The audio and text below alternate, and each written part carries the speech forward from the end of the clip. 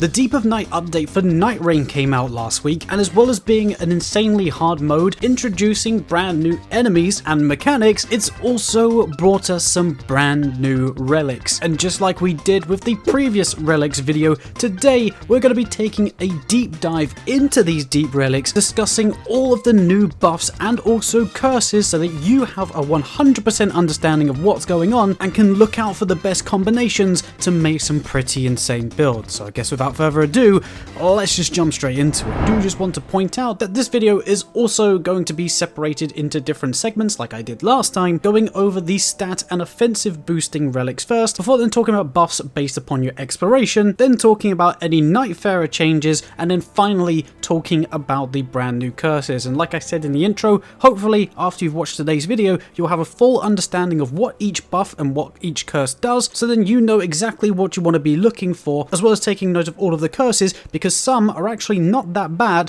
and are definitely worth the trade. Also, one last thing, you can also buy these brand new deep relics from Jarbro in the shop, and what I mean by buying is you can actually spend your merc to essentially gamble away your currency. Feel free to try your luck with Jarbro and hopefully you can get some of these insane buffs we're going to be talking about. Now, some of the new effects that you can get on these deep relics are direct increases to your HP, FP and stamina. The HP increase is a 10% increase to your overall HP, the FP is a 15% overall increase to your FP, and stamina is a 12% overall boost to your overall stamina. And you will be stacking this. Again, this will go on top of any buffs you get during your expedition. So let's just say for the HP one, you'll start off with an extra 10% buff to your HP, but then if you pick up the 10% buff to your HP as a drop from a boss in the middle of the game, that again will stack multiplicatively with that relic buff as well. Also, another thing to be on the lookout is the attack powers for not only physical attack and element attacks, but also affinity attack power as well. There are now +3s and +4s for both physical attack and then element attack up, whether that be holy, magic, lightning, fire, and the physical +3 and +4 will give you an 8.5% buff to your damage output for the +3 or a 10%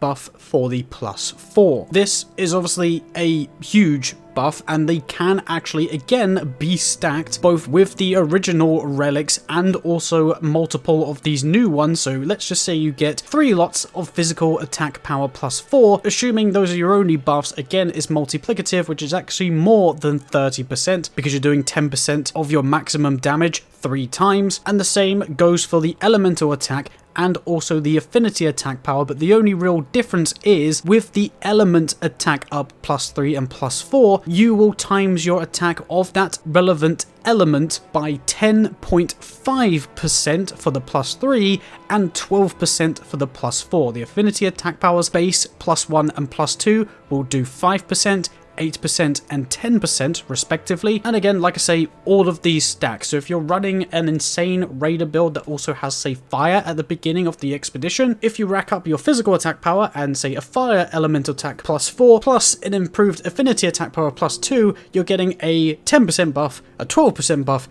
and another 10% for the fire damage. Those are obviously insane, and they're obviously improvements on what were the better relic buffs to get from the base game. So having additional attack power up is really useful, and is actually kind of necessary, especially in the later depths in this new mode, because again, everything is just an absolute tank. Bosses hit so hard and take so long to take down, so I highly recommend that you watch out for these kind of buffs because they're basically crucial. But not only do we have these insane buffs to damage output, which by the way, I believe those are going to be the best ones to get, we've also now received a bunch of damage negation, which again are very similar to the attackings, affecting both the physical attack damage, a specific element, and then all elements with the improved affinity damage negation. Respectively, the physical damage negation has a +1 and a +2, with the +1 giving a 10.5% damage resistant buff and the +2 giving a 12% 12%. The specific element damage negation +1 and +2 gives 15% damage negation and 16% damage negation respectively. And then the improved affinity damage negation, which affects all affinity damage, so all magic, fire, lightning, and holy damage, that will give you a overall buff of 6% for the +0, so the base one, 10.5% extra damage negation to all of those effects for the +1, and 12% damage negation for the +2. And then just to kind of like finalize this segment of the video showing you the best ones in this category, there has been an improved relic for the partial HP restoration upon post-damage attacks,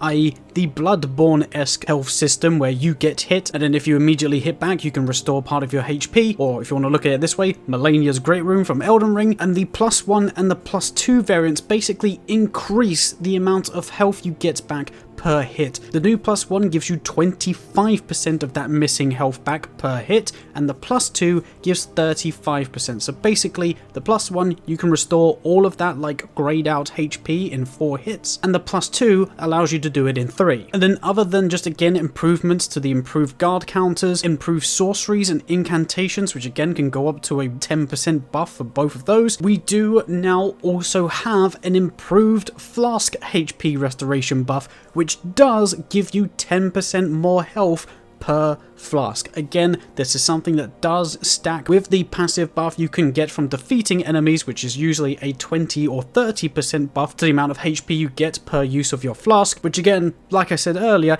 everything hits like a truck in this brand new mode, so being able to heal a lot more if you do get hit is obviously very, very useful. Now there are some more things I haven't quite covered because I don't think they're overly that like impressive or useful. So like improved consumable damage, so depending on whether you get one for the pots, knives, stones, or even perfumes, I very highly doubt any of you are using those because they don't really do too much damage anyway, but if you are, there are some additional ones for that. And even things like art gauge being charged from a successful guarding attempt, like I'm not the Birdo, but maybe you guys are, so that might be useful for you. But for me, I personally don't see anybody really doing that or have any real point to it. Or things like HP restored when using boluses, which gives you 80 HP back per item like that, which is a small amount and you might as well just be using a flask anyway, unless you like run out of reserve and you're relying on those. But if you do want to look up absolutely everything, I will actually leave a link in the description to this spreadsheet that has everything written down for you guys. So if you want to go and check absolutely everything, feel free to go and click that in the description down below. But we've also had some additional exploration based buffs. So things like the Evergel is considered like an exploration buff because whatever you're doing in the match in terms of interacting with the map dictates changes to your character. So here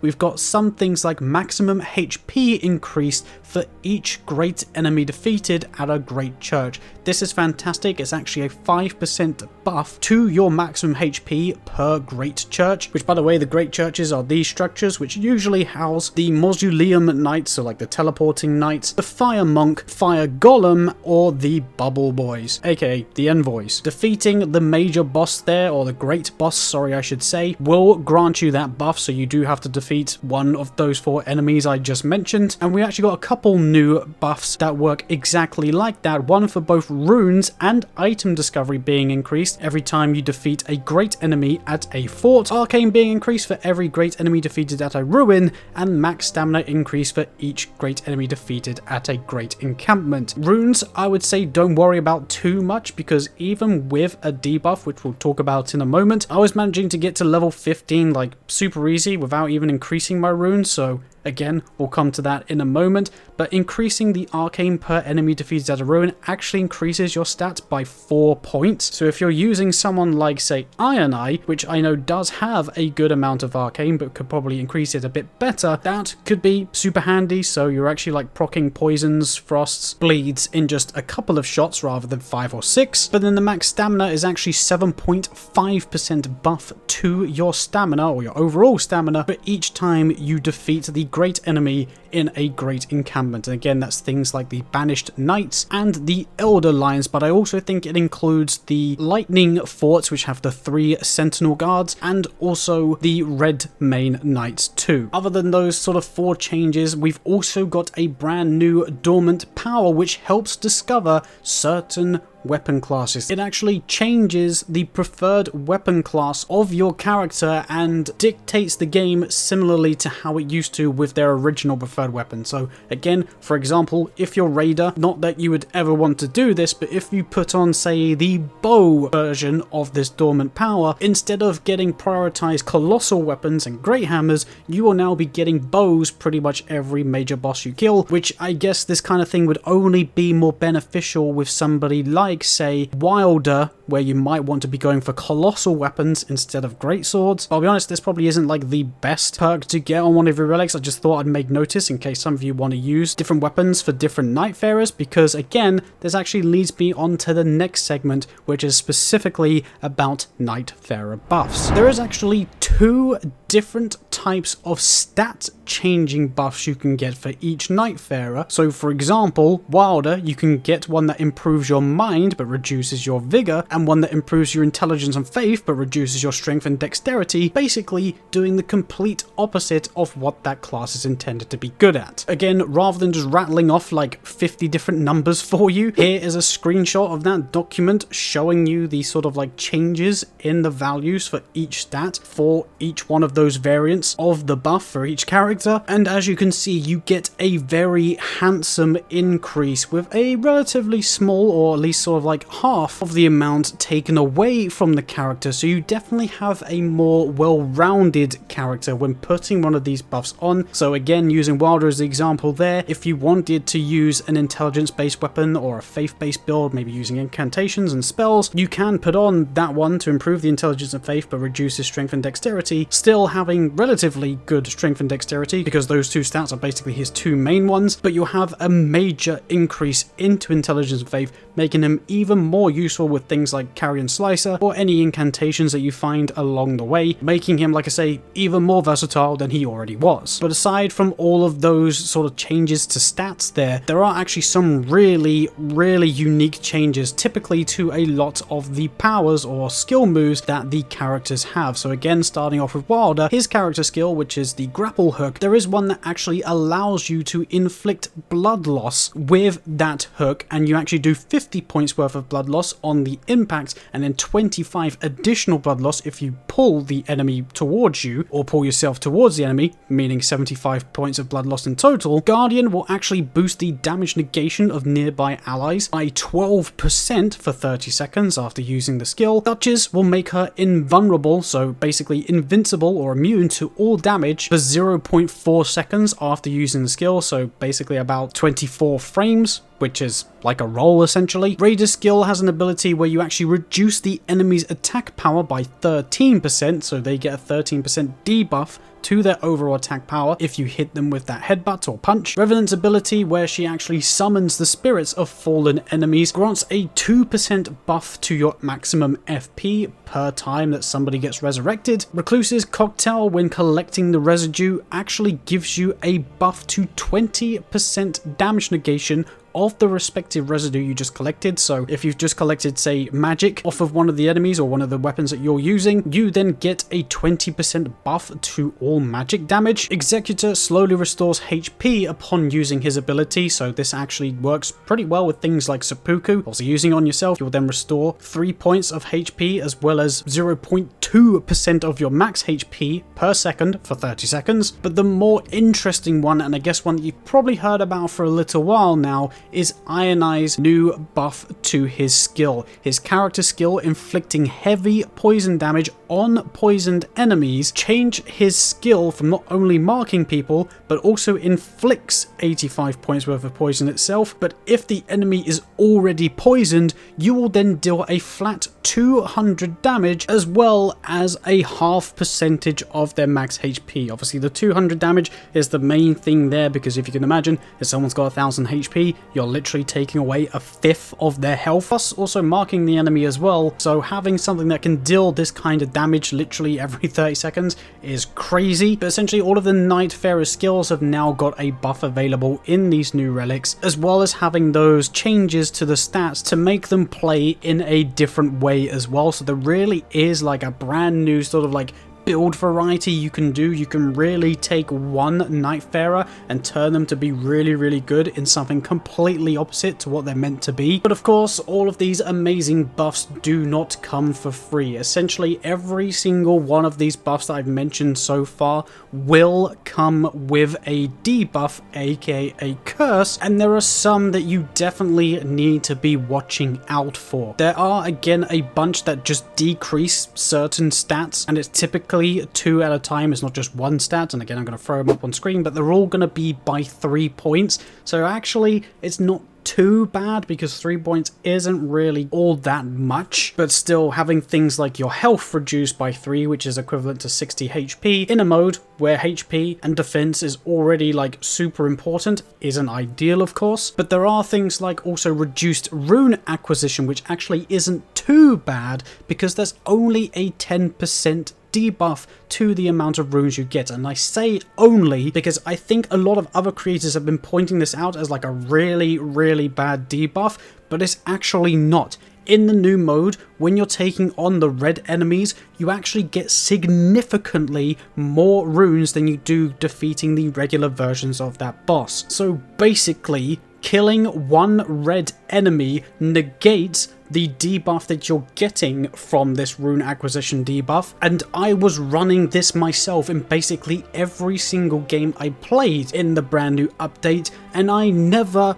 failed to get to level 15. So yes, it might come into play in the really, really late depths, because basically I got to depth 3, so maybe in depth 4 and depth 5 when things get a little bit harder, I might be seeing a big difference there. But so far I've had no problems, even with Raider, someone who I'm using to get absolutely annihilated every time, because like I say, everything hits like a truck. I've been fine getting to level 15. Also remember, you can pick up Pickled Foul Foot, you've got the golden trees available for you, and again there's also the passive buff of getting that 10% back from boss kills. It's actually genuinely not a bad debuff to run if you've got something like the physical attack power up or negating additional damage. It's definitely worth trading those runes for those kind of buffs. But a couple of things I do advise that you try and miss out on if you can are things like continuous HP loss, because that drains your HP by 2 per second. All resistances down removes 80 points worth of your status resistance, which by the way is like a lot. That's basically half of your resistance, so things will be proccing twice as quick. More damage taken after evasion, which is a 45% damage negation debuff, so you take 45% extra damage after rolling. That's just really bad, definitely avoid that. But there's also a repeated evasions lowers damage negation, which is 35% for 15 seconds on repeat roll. So if you're anything like me and you like to panic roll out of certain situations, that is basically GG's, game over if you get hit. And then also reduced damage negation for flask uses. That means that you also get 45% extra damage taken whenever you use a flask, which is again going to be quite often. And then also near death reduces max HP. That actually gets rid of 25% of your health bar for 60 seconds every time you get revived. So if you go down, which is basically the near-death effect, and get revived either by a teammate or by a Wending Grace, 25% of your health bar taken away, sort of similar to that of the Destined Death effect, which again will revert back to normal after 60 seconds. The only other curses to really look out for are reduced flask HP restoration, which actually takes away 15% of your HP restoration from flask, so it's actually a bigger debuff compared to the buff you can get from before, but also taking damage causing build-ups of the respective effects, so things like Death Blight, Madness, Sleep, Bleed, Frostbite, Rot, and even Poison. Those can be quite damning, especially obviously the Death Blight, Madness, Sleep, Bleed, and Frostbite, as they will do basically either an insta-kill, insta-chunk of your HP, or put you to sleep, basically leaving you vulnerable for another attack. Definitely avoid those. However, I will say the Poison build-up when below max HP and the Rot build-up when below max HP is actually not too bad, because that only starts happening when you're below 85% of your maximum HP, and it's roughly about 10 points of build-up per second, which I know sounds like a lot, but again, if you're constantly healing and you're in a mode where everything hits like a truck, you are going to want to be at max HP as much as you can. But also traversing through the days and nights, you're going to be running through graces all the time. Fights aren't going to be lasting overly too long, or if they do and you beat them, you are then rewarded with a grace, so they can actually be quite manageable. And again, the last curse that we haven't really talking about is lowering attack when below max HP, which again, when below 85% of your max HP, you take a 8.5% debuff to your overall damage, which again isn't too bad if, say, the buff that you get in return is the physical attack power up +4, which is a 10% buff. It outweighs the debuff. But that is essentially everything there. I'm going to try and put everything on screen for you as well, so like when I'm talking about the respective buffs, I've got like a on screen written down explanation just to like show you exactly what I'm talking about, so you can kind of like see on screen as well as me talking. So I know I went a little bit fast there, but that is essentially all of the best buffs and all of the curses that you can get in these new relics. So hopefully now you have a better understanding on how everything works, you know what to look out for, what to avoid, and how everything impacts the build you're making. Like I've said multiple times in this video, I'm at depth 3 now, and I try to obviously use as many of these relics as possible, but of course it's all down to luck as to whether you get these. There are still some that I haven't used, so I apologize if in the gameplay I didn't show exactly everything that I was talking about at the moment that I was talking about it. But as I also mentioned halfway through the video, if you want everything laid out for you in an Excel spreadsheet, I will leave the link to said spreadsheet or document down in the description, so you can just go and reference it whenever you would like. Shoutouts to Slay, Online Betters, and Emerald Wolf for putting this document together in the first place. Definitely go and check them out, which again, all of their links are in that document if you want to do that. Be sure to drop a like on the video if this has helped you out in any way. Subscribe for more Elden Ring and Nightreign content, but I guess for now, I will catch you in the next video of whatever it is that we make. Bye bye.